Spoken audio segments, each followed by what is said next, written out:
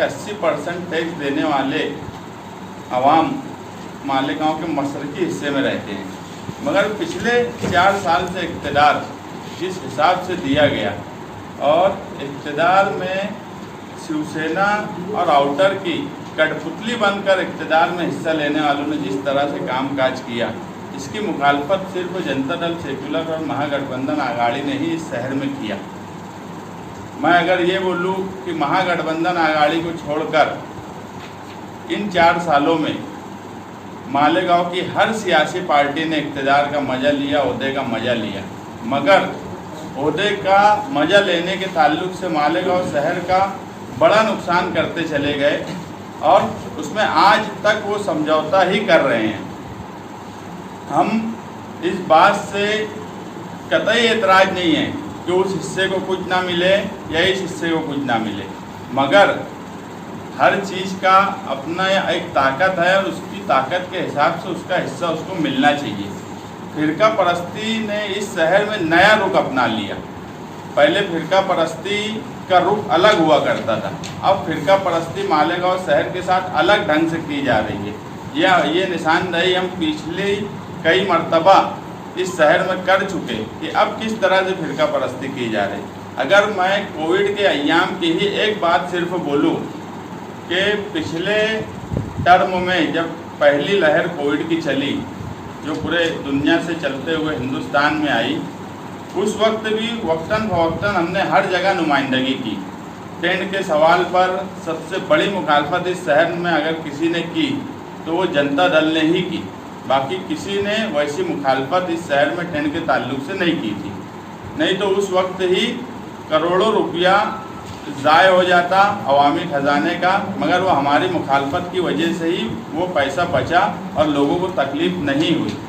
उस वक्त हम बोला करते थे कि ये टेंट और दूसरी प्राइवेट जगह पर हॉस्पिटल लगाने के बजाय सिविल हॉस्पिटल को ही कोविड हॉस्पिटल डिक्लेयर करना चाहिए, क्योंकि मालेगांव शहर के महाराष्ट्र में हर वो बड़ा सरकारी हॉस्पिटल कोविड डिक्लेयर है जो उस शहर का बड़ा हॉस्पिटल है। मगर मालेगांव शहर में आउटर का दबदबा जो बढ़ता हुआ नज़र आया वो उस वक्त भी नज़र आया। अगर मैं इसको फ़िरका परस्ती से जोड़ूँ तो क्या मैं गलत हूँ क्या कि आज अगर सिविल हॉस्पिटल कोविड है, कोविड डिक्लेयर है, तो आज क्यों डिक्लेयर है? आज मशरिकी हिस्से में अल्हम्दुलिल्लाह मरीज़ नहीं है, नहीं के बराबर है, उस हिस्से में है। हमारा एतराज़ आज भी नहीं है। हम उस वक्त भी कायम थे कि वही कोविड हॉस्पिटल होना चाहिए और आज भी उस बात पे कायम है कि वही कोविड हॉस्पिटल होना चाहिए। मगर फ़र्क फ़िरका परस्ती का समझाने का मकसद ये है कि उस वक्त तुम्हारे हिस्से में बीमारी फैला रही थी, इसलिए उसको कोविड हॉस्पिटल नहीं किया गया। आज उस हिस्से में बीमारी फैल रही है, इसलिए वो कोविड हॉस्पिटल है। सारी सहूलत सरकार आज वहाँ दे रही है, ये पूरा शहर देख रहा है। मगर जब तुम्हारे हिस्से में था तो वहाँ कौन सी सरकारी सहूलत दी जा रही थी? उसे कोविड हॉस्पिटल ही डिक्लेयर नहीं किया जा रहा था। सबसे ज़्यादा हमने उस वक्त बोला कि सरकारी हॉस्पिटल को कोविड डिक्लेयर करो, वो वाडिया को ही भले क्यों ना कर दिया जाए। वाडिया हॉस्पिटल को बंद रखा गया मगर कोविड हॉस्पिटल डिक्लेयर नहीं किया गया। हमारा सीधा सा मतलब था और हम हमेशा बोलते हैं कि हम शहर की आवाम की नब्ज़ जानते हैं और मुस्तकबिल में शहर के लिए क्या फ़ायदा है, ये अगर कोई सोच सकता तो वो इस शहर में निहाली सोच ही सोच सकती। और ये आज भी हर वक्त ये बात साबित हुई है। वाडिया हॉस्पिटल अगर उस वक्त भी कोविड के लिए बना दिया गया जाता, उस पर फंड खर्च किया जाता तो वो हमें बाद में काम आता था। यही हमारा इंटेंशन था और यही मतलब हमारा उसके पीछे छुपा हुआ था। मगर फ़िरका परस्तों के दबाव में कहीं ना कहीं कांग्रेस पार्टी भी हर वक्त उनकी कठपुतली बनी हुई रहती।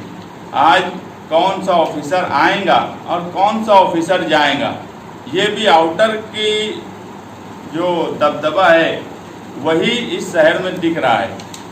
यहाँ तक कि कांग्रेस पार्टी जो इक़्तिदार की सबसे बड़े ओहदे पे मेयर के है, मगर अब उनकी चल नहीं रही है कि वो चला नहीं पा रहे हैं कारपोरेशन, ये मुझे नहीं मालूम।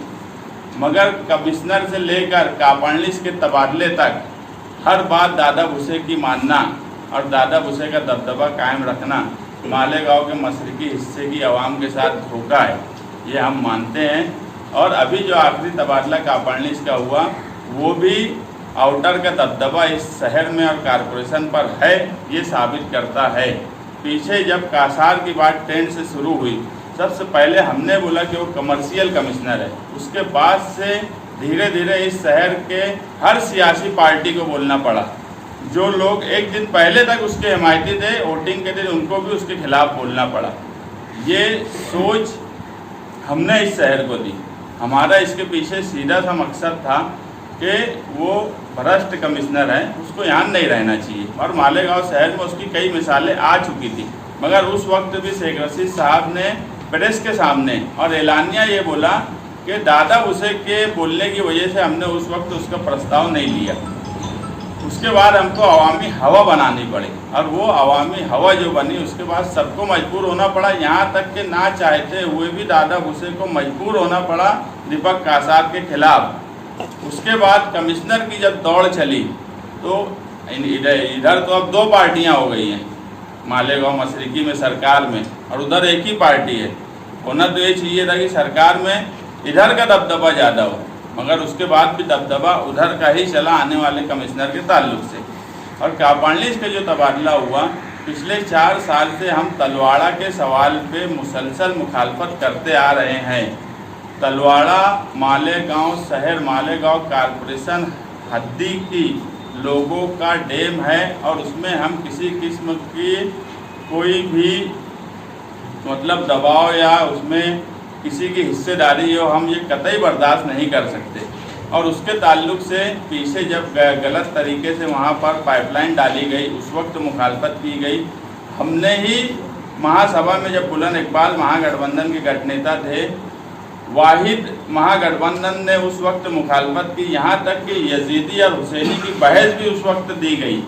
कुछ लोगों ने कहा आज अगर वो वक्त जब आएगा इलेक्शन का, तो हम उस पर आवाम के सामने यजीदी और हुसैनी भी उनसे बहस कर लेंगे तलवाड़ा तालाब के ताल्लुक से।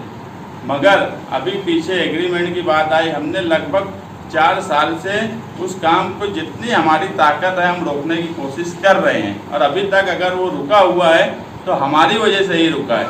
हमें ये भी मालूम है कि आउटर के एमएलए का, मिनिस्टर का दबदबा सरकार तक है। इधर के लीडरान डरने लगे हैं अब उनसे, हर बात में उनके दबदबे से। तो कहीं ना कहीं वो सब इनके साथ में उनकी मर्ज़ी के मुताबिक कामकाज करेंगे। उसके बाद भी ये हमारी मुखालफत है कि 4 साल से दावाड़ी को पानी देने का एग्रीमेंट कारपोरेशन नहीं कर पाई। हमने एक नहीं 15 मरतबा कारपोरेशन को लेटर दिया। हमने कई बार तहरीक चलाना पड़ी, धरना देना पड़ा, हमने वो भी किया। पीछे सरकार से कोई मंजूरी आई। उसके बाद दावाड़ी ग्राम पंचायत ने टर्म और कंडीशन अट्टी सल्टी डाल के महानगर पालिका को एग्रीमेंट देने के लिए, बगानी करने के लिए कहा। उस वक्त भी रमज़ान शुरू में हमने लेटर दिया कि यार हम एग्रीमेंट चाहते ही नहीं कि दावाड़ी को पानी का दीप किया जाए। उसके बावजूद दावाड़ी ग्राम पंचायत कौन होती है जो अट्टी सरती हमको दे, शरायत हमको लिख कर दे, डैम हमारा और शरायत वो लिख कर दे। इतनी अंधेर नगरी चौपट राज चालू है। यही बात पे उपायुक्त कापाडलिस उस एग्रीमेंट की तरफ पूरी तरह नहीं जा रहा था। वो एग्रीमेंट के खिलाफ नहीं था।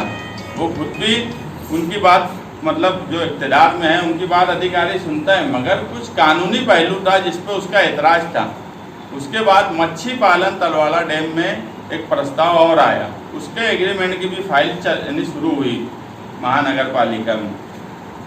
उस फाइल पे भी ये एतराज़ था कि यार वो तलवाड़ा तालाब जो है वो खालिश मालेगांव शहर के पीने के पानी का है, वो कोई सेती के पानी का नहीं है कि वहाँ मच्छी पालन किया जाए। पीछे हमने देख चुके गिरना डैम में मछली के सवाल पे क्या हुआ था। एक मछली के जहरीला दवा मिलाने के बाद हाहाकार इस शहर में मच गई थी। मगर तलवाड़ा वो गिरना डैम बहुत बड़ा डैम है, मराठवाड़े का सबसे बड़ा डैम गिरना डैम माना जाता, तो वहाँ उसके वो असरात नहीं हो पाए। उसको देखेंगे और तलवाड़ा को कंपेयर करेंगे तो तलवाड़ा बहुत छोटा उसके सामने है। अगर वहाँ कोई मछली चोर या कोई सरपसन अनासिर वहाँ कोई चीज़ पानी में मिला दे, तो मछली की लालच में ही अगर मिला दें तो वो खतरनाक साबित होगा इस शहर के लिए। तो मछली पालन का एग्रीमेंट भी ना हो। ये दोनों एग्रीमेंट आउटर के दबदबे की वजह से उनका दबाव बनाने की कोशिश में किया जा रहा है। वो फाइल यहाँ चल रही है। जब उस फाइल पे कुछ टेक्निकल दुश्वारी की बात की गई तो फौरन तबादला कर दिया जा रहा है। तो आप समझ लो अधिकारी आउटर के कितने दबाव में कामकाज करेंगे कि अगर वो कोई कानूनी या टेक्निकली बात भी करना चाहते हैं तो भी उनका तबादला कर देने की बात इतनी ताकत बताई जा रही है ताकि वहाँ पे जो भी अधिकारी रहे वो आउटर के ही दबाव में रहे।